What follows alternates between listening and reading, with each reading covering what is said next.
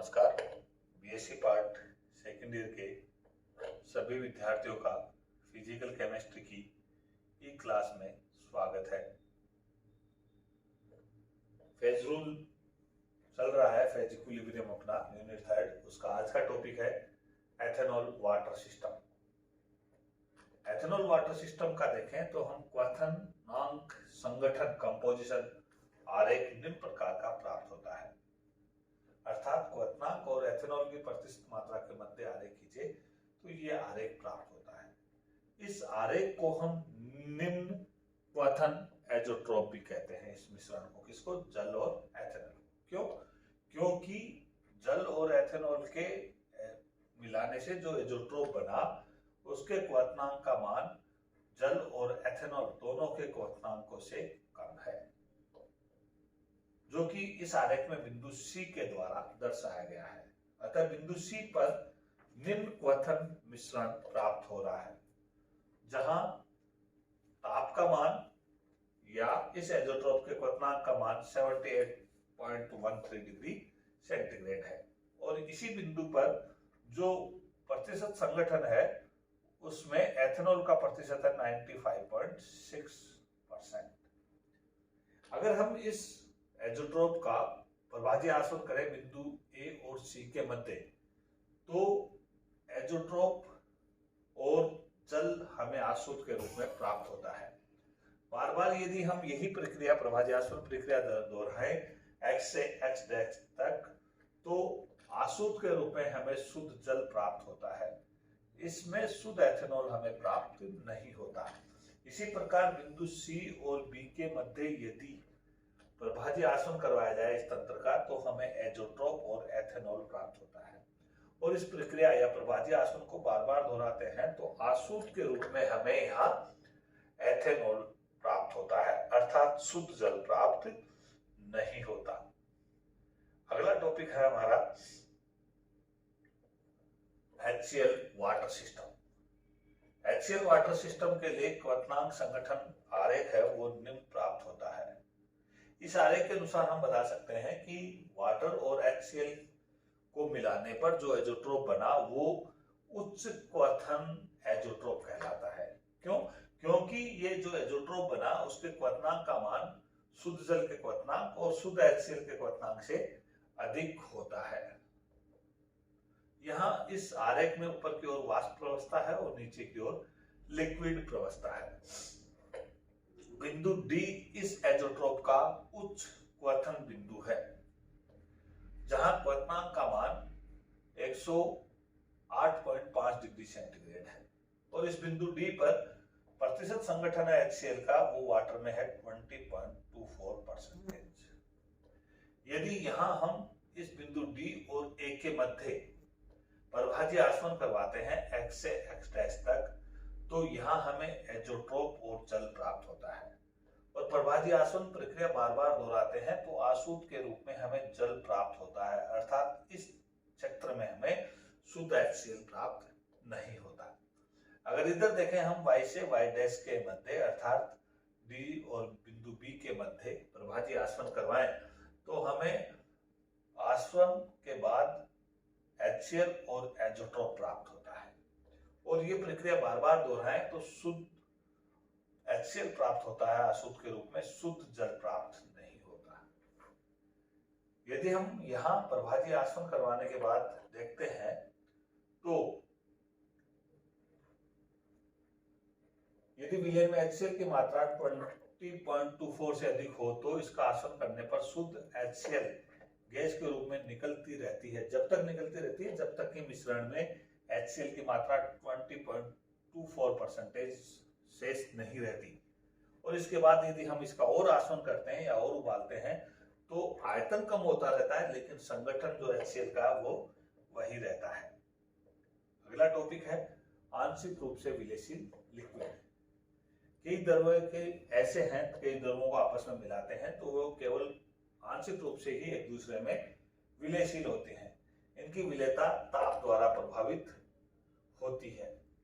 ऐसे द्रव युग्म के लिए वह ताप जिस पर दोनों द्रवों की सतह परस्पर एक दूसरे से मिल जाती है और तंत्र एक प्रवस्था में आ जाता है, क्रांतिक विलयन ताप या सविलयन ताप कहलाता है। फिर सुन लो, यदि दो द्रव्य हैं उनको हम मिलाते हैं एक दूसरे में, तो वह ताप जिस ताप पर ये दोनों सतह एक दूसरे में परस्पर मिलकर एक ही प्रवस्था के समान कार्य करती है, तो यह ताप क्रांतिक विलयन ताप या संविलयन ताप कहलाता है। ऐसे तंत्र निम्न 3 प्रकार के होते हैं। पहला है उच्च क्रांतिक विलयन ताप वाले तंत्र, जैसे phenol water system, aniline hexane system. Phenol water system में देखें हम, पहला टॉपिक हमारा फिनोल वाटर सिस्टम ही है। तो फिनोल तथा जल परस्पर केवल आंशिक रूप से ही विलयशील होते हैं और दोनों द्रवों को मिलाने पर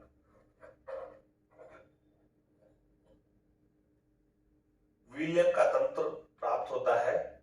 इसमें एक फिनोल का जल में विलयन होता है और दूसरा जल का फिनोल में।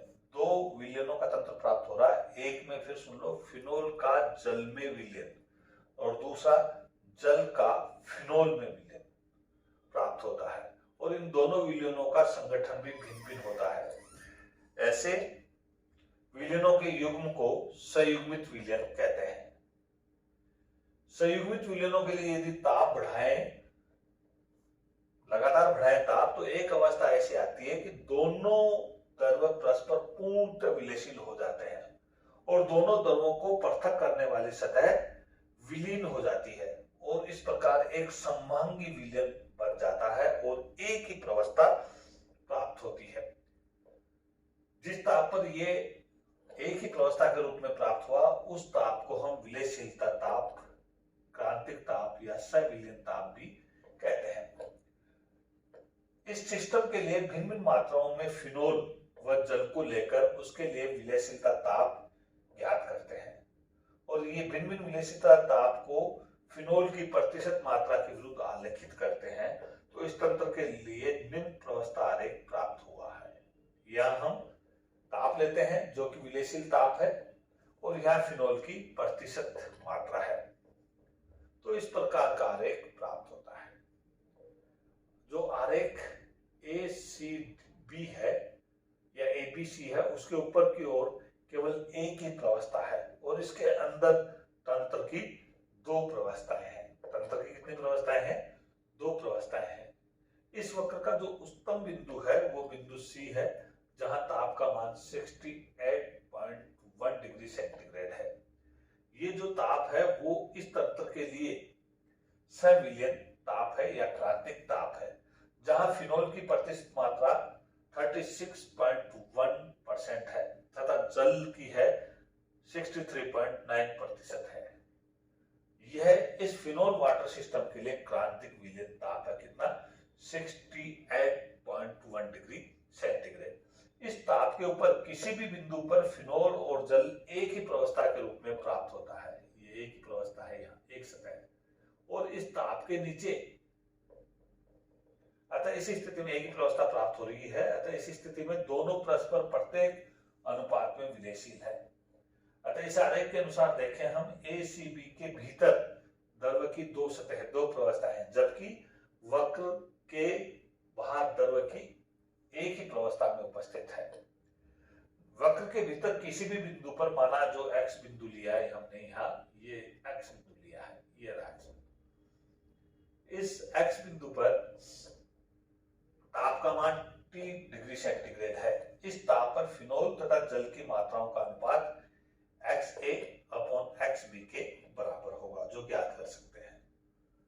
वक्र AC के बाईं ओर के किसी भी बिंदु Y पर द्रव की एक ही सतह होगी और ये फिनोल का जल में असंतृप्त विलयन होगा। फिनोल का जल में असंतृप्त विलयन होगा। इसके विपरीत यदि हम CB के दाईं ओर, यहाँ ये देखो,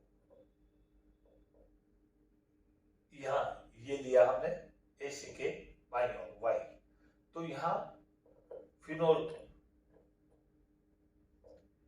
ये Y, यह फिनोल का जल में असंतृप्त विलयन है। फिनोल का जल में और Y डैश पे देखें, इधर इस Y डैश पे, तो यहाँ जल में फिनोल का, यहाँ फिनोल का जल में, यहाँ जल में फिनोल का। वायु पर द्रव की एक ही सतह होगी, ये फिनोल का जल में असंतृप्त विलयन होगा। और यदि हम दाईं ओर देखें y डैश पर, तो द्रव एक ही सतह के रूप में होगी, लेकिन यहाँ जल का फिनोल में असंतृप्त विलयन होगा। यदि बिंदु y पर थोड़ा फिनोल मिलाया जाए तो बिंदु y डैश पर थोड़ा जल मिलाया जाए। y में तो y बिंदु है, उसमें तो थोड़ा सा फिनोल मिलाया जाए, या y डैश पे थोड़ा जल मिलाया जाए, तो ये दोनों बिंदु खिसक कर वक्र पर आ जाते हैं तथा फिनोल तथा जल दो सतहों के रूप में पृथक हो जाती है। वक्र ACB के ऊपर बिंदु Z पर दोनों द्रव एक ही प्रवस्था या एक ही विलयन रूप में होते हैं। यह बिंदु क्रांतिक विलयन ताप से ऊपर है। यह बिंदु कैसा है? क्रांतिक विलयन ताप से ऊपर है। अतः इस बिंदु पर दोनों द्रव परस्पर प्रत्येक अनुपात में विलयशील है।